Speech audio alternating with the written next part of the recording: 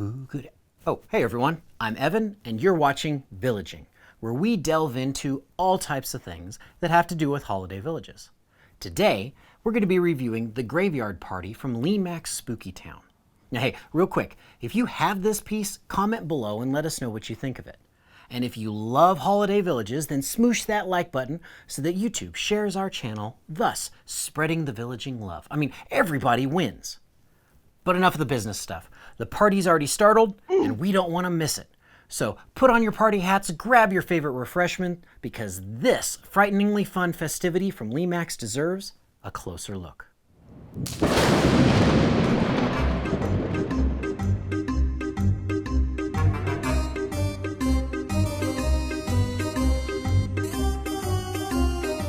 The Graveyard Party is a large sights and sounds piece from Lemax Spooky Town and was released in 2019. Now, there is an awful lot going on here in this shindig for spooky spirits, so we're going to start from the outside and work our way in.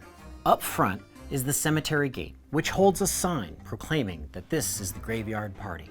The gate is held in place by two brick pillars, one topped with 2 skulls and another with 3 skulls. You know, I'm not a big party planner, but I do question decorating your gathering with the heads of your dead friends. Maybe it's just a cultural thing and they're just creeping it real. Anyway, this same pillar also has a sign declaring that we can party from dusk till dawn. On the grass rise behind the gate, we find 2 members of our carousing corpse crew, a lady on the left and a dude on the right, jumping up from out of their graves to join in the celebration. To the left of the lady in the pink pearls, we find the bust of a man on top of a pillar that says, "Here lies Mr. Cooper, the party pooper." This seems to be the only traditional in memoriam piece, as all of the other tombstones have been refaced by the creatures of the night to better reflect the party atmosphere. The next ring of amusement has a line of ghouls doing their best to form a conga line. The lady in yellow is clearly the instigator of this soiree stereotype, and 2 gents immediately behind her were happy to join in, while 2 more fellas struggle to keep up. But hey, cut them some slack. It's hard to keep up when you're dead. On the same movement ring is another feminine fun seeker, though I can't tell if she's running to catch up with the conga line or if she's running away from the dancers because, conga lines are so cliche. Either way, she's moving at a good clip, her hair streaming back because of her haste, and she's even lost a shoe.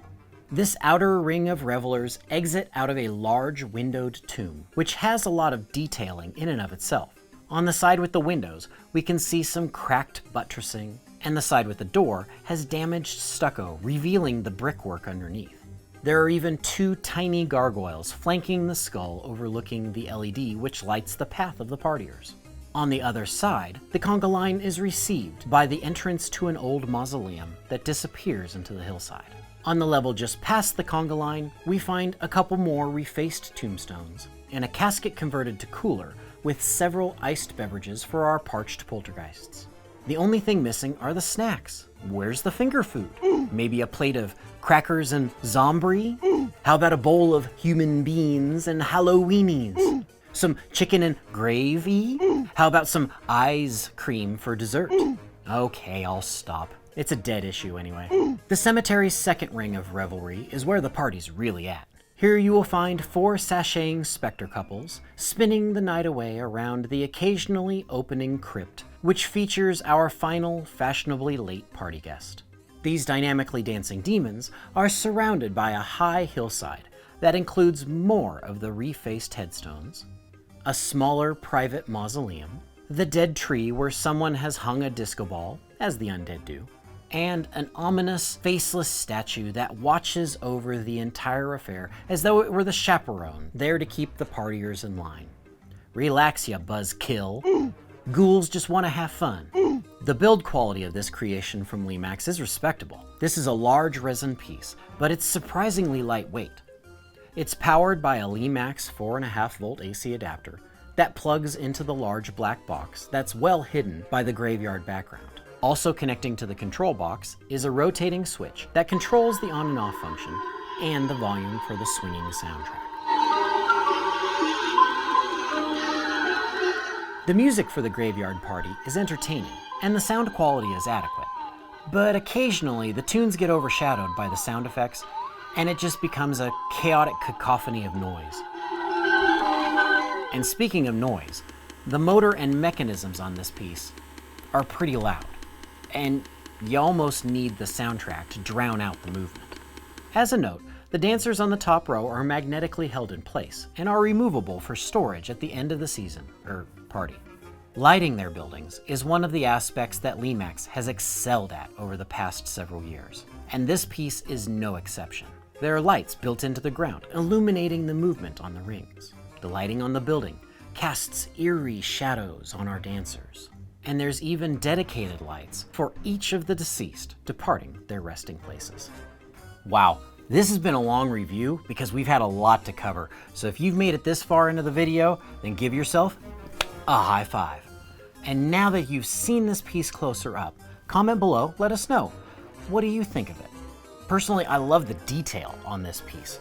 The texture on the hillside, I know is supposed to be grass, but it actually reminds me more of lava rock, which I think adds even more to the creepy, otherworldly feel of the party.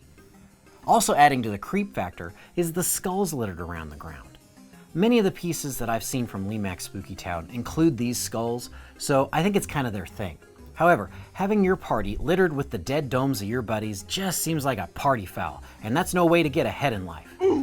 And speaking of party fouls, the cemetery has discarded drinks all over the place. Now, I instinctively want to get a little judgy, because this reminds me of a drunken frat party where the folks just showed up for the booze. Get it? Booze?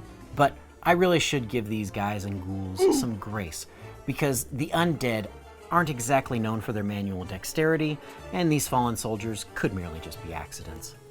Another detail I enjoy about this piece is that all of the partygoers are dressed up. This isn't just some intergalactic kegger that they're putting on here. This is a special event where the attendees take pride in their appearance and dress up for the occasion, even though they're dead. I also like how this piece has several familiar feels to it. It is definitely reminiscent of the graveyard scene in Disney's Haunted Mansions, especially the folks up front hopping up from behind the tombstones. And another familiar feel is every time the guy pops up in the middle of the graveyard, I half expect him to say, "Whatever happened to my Transylvania twist?" This really is an outstanding piece from Lemax, and the only thing that dings it for me is the noise coming from the mechanical parts. They just don't inspire me with confidence that the party's going to keep on going for years and years to come. However, I still give the Graveyard Party 9 out of 10 pumpkins. Until next time, my fellow villagers, savor your villaging and hang on to those original boxes.